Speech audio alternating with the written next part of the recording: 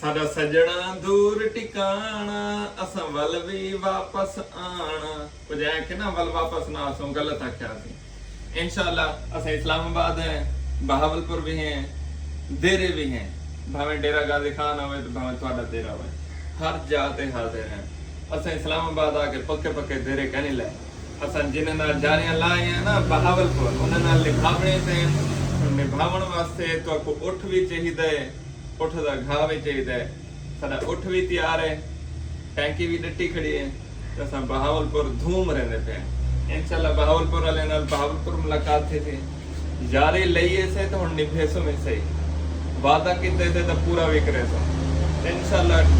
देरी मुलाकात थी थी डेरा गाजी खान मैं अपना 3-4 ट्रिप पढ़ाए में और बड़े लंबे लंबे और इन दफा मजे वाले और यकीन करो तो हम दुआ ही दे सो मैं को खुशी थी सो अस वैसे मिलते हैं खुशी तुम्हें थी नहीं बहावलपुर और रात नहीं काम करना छिप के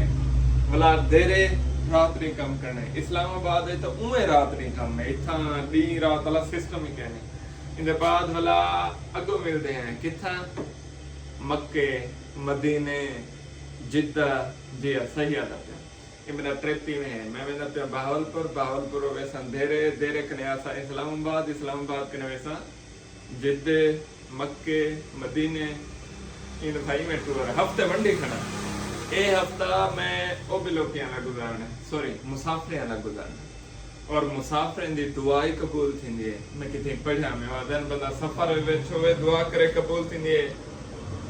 बारिश थींदी पे दुआ करे कबूल थींदी है ते मेरे पूरे 2 महीने सफर है लिहाजा जेरहा मनता हैं दसो चा मतलब मैं दुआ ही मंग गया सा दुआ मैं मंगता जले पूरी थी वने वाला मन्ना तुसा पूरी करे इंशाल्लाह बहावलपुर मिलदे हैं वसते रहो ये तो बंदे से चंगा सोए खराब करते